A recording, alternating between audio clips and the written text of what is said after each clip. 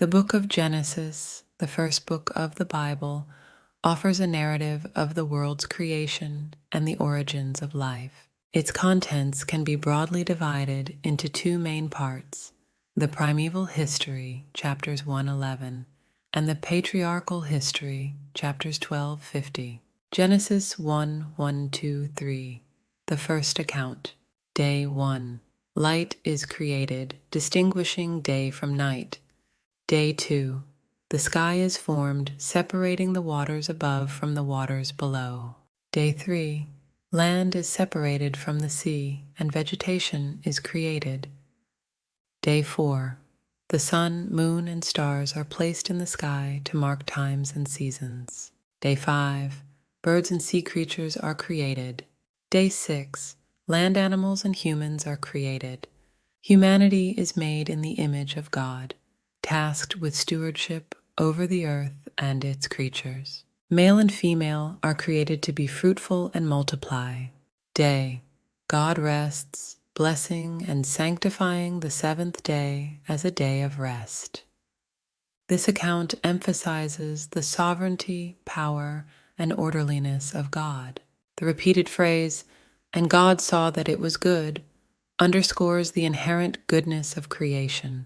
The structure reflects a liturgical pattern, leading to the establishment of the Sabbath on the seventh day. Genesis 2:4-25, the second account. This narrative zooms in on the creation of humans and their immediate environment, providing more detail about the role and relationships of the first humans. Formation of man, Adam, meaning human, is formed from the dust of the ground, and God breathes life into him. Garden of Eden. A garden is planted in Eden with trees that are pleasing to the eye and good for food, including the tree of life and the tree of the knowledge of good and evil. Adam is placed in the garden to work it and take care of it. Prohibition. Adam is commanded not to eat from the tree of the knowledge of good and evil. Animals created. God forms animals and birds from the ground and brings them to Adam to name, showcasing his authority over creation. Creation of woman. Noting Adam's solitude, God creates a companion for him. Adam's rib is used to form Eve, establishing the intimacy and equality of their relationship. They are described as one flesh, highlighting the unity and partnership in their relationship. This second account focuses on the personal relationship between God and humans. The intimate connection between humanity and the rest of creation, and the establishment of relationships among humans, notably marriage. It presents a more anthropocentric view of creation, with a particular emphasis on God's care and provision for human needs and well-being. Together, these two accounts provide a foundational theological perspective that God intentionally created the world and everything in it with purpose and goodness, establishing humans in a unique position of responsibility and relationship with the rest of creation and with God Himself. The narrative of the fall in Genesis chapters 2 and 3 is one of the most pivotal sections in the Bible, detailing the transition from a state of innocence and intimacy with God to one of sin and separation. This account is foundational to the Christian understandings of sin, free will, and the human condition. Genesis 2:15-17, the command. Before delving into the fall itself, it's important to note the setting and command given by God to Adam.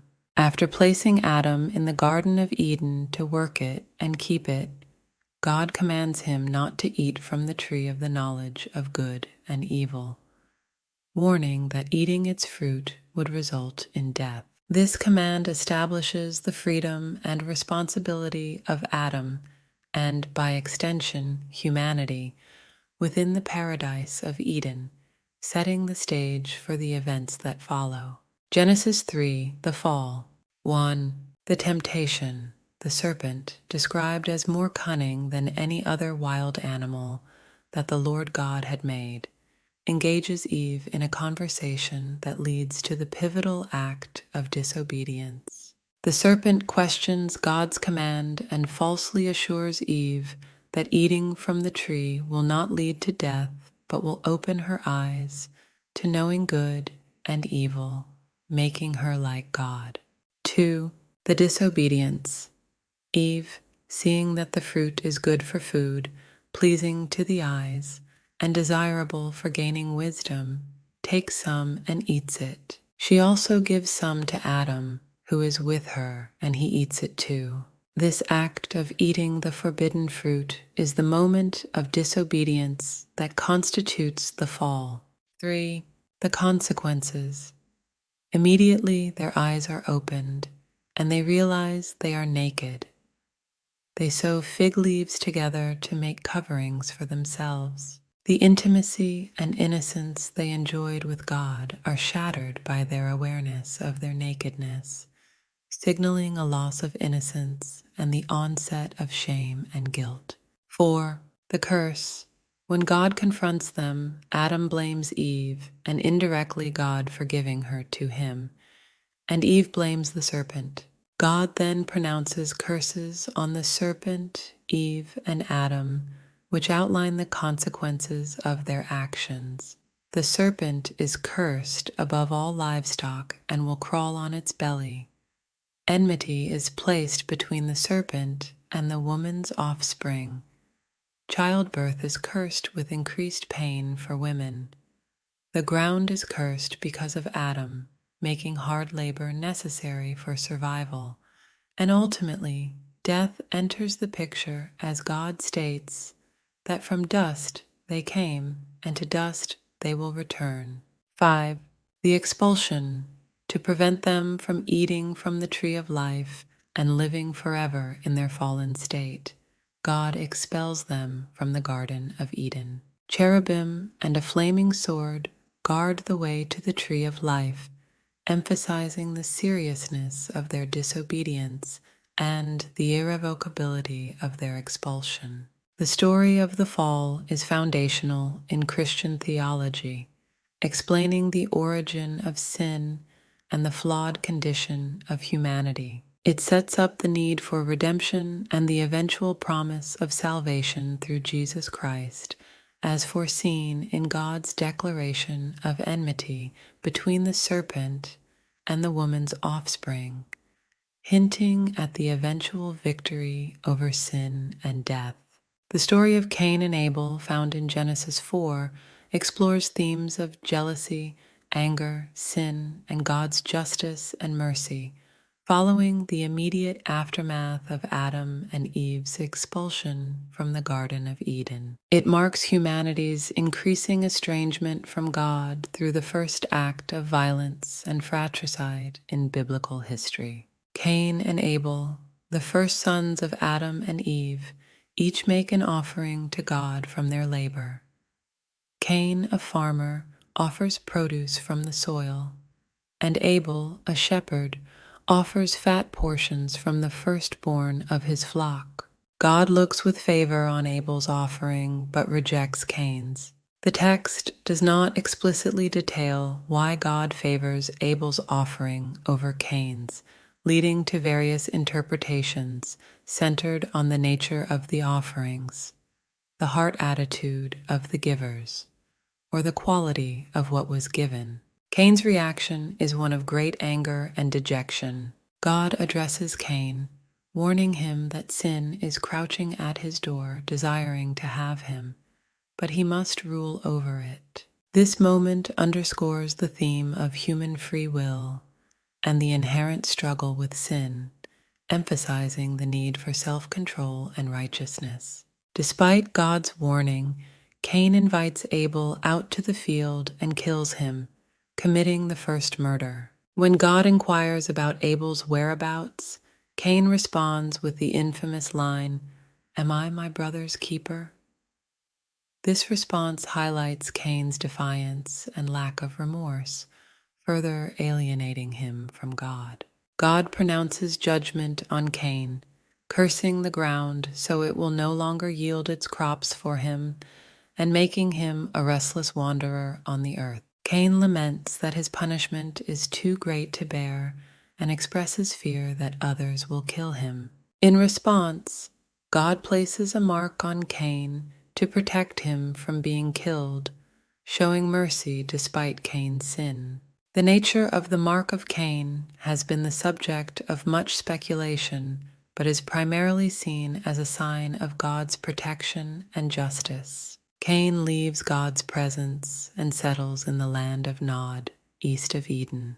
The narrative then briefly traces Cain's descendants, introducing Lamech, who boasts of killing a man and a youth, illustrating the escalation of violence and sin in human society. As human population grows, God observes the widespread corruption and evil on the earth, stating that every inclination of the thoughts of the human heart was only evil all the time. This observation sets the stage for divine intervention, highlighting a profound disappointment with the created order that had deviated so significantly from its intended goodness. In contrast to the prevailing wickedness, Noah is introduced as a righteous man, blameless among the people of his time, and he walked faithfully with God. Noah's character sets him apart as an exemplar of faithfulness amidst a corrupt generation, making him the chosen instrument for the preservation of life through the impending judgment. God decides to destroy all flesh with a flood, a cataclysmic judgment aimed at cleansing the earth of its corruption. Yet, God's mercy is evident in his decision to spare Noah, his family, and representatives of the animal kingdom, preserving the possibility for a new beginning. God instructs Noah to build an ark, providing detailed specifications for its construction. Noah's obedience to God's commands, without question or hesitation, underscores his faith and trust in God. The ark represents a vessel of salvation amidst judgment, a tangible expression of God's mercy and provision. The floodwaters come from both the springs of the great deep and the floodgates of the heavens, covering even the highest mountains. Every living thing on the earth perishes, except those aboard the ark. This universal judgment is both a response to human sinfulness and a reset for creation, aiming to eradicate wickedness and start anew. After the flood, God makes a covenant with Noah, promising never again to destroy all life with a flood.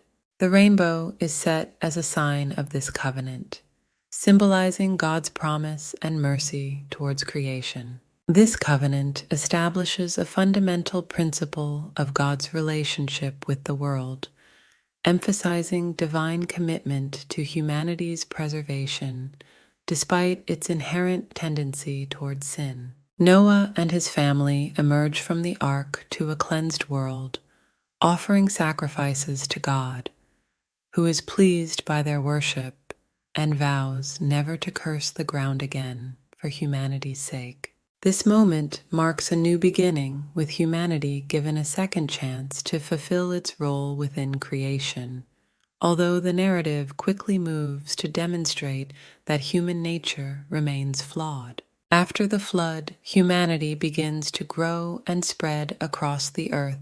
The people, sharing one language, settle in the land of Shinar, Babylonia.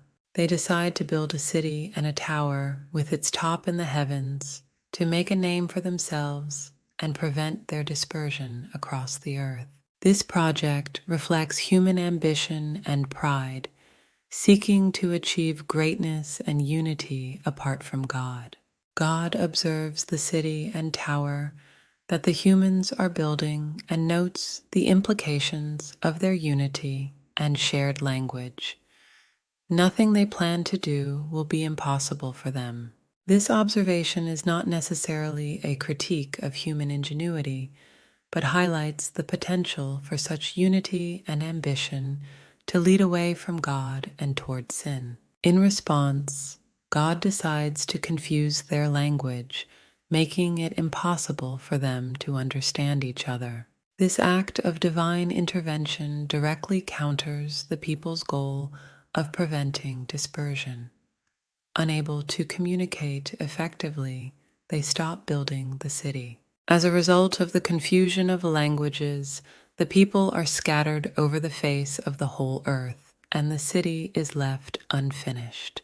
The narrative concludes by noting that the city is named Babel, a wordplay on the Hebrew verb balal, to confuse, because their God confused the language of the whole earth and scattered the people. Part 1 of Genesis, covering the primeval history from creation to the Tower of Babel, lays the groundwork for understanding the human condition, the nature of God, and the intricate relationship between them.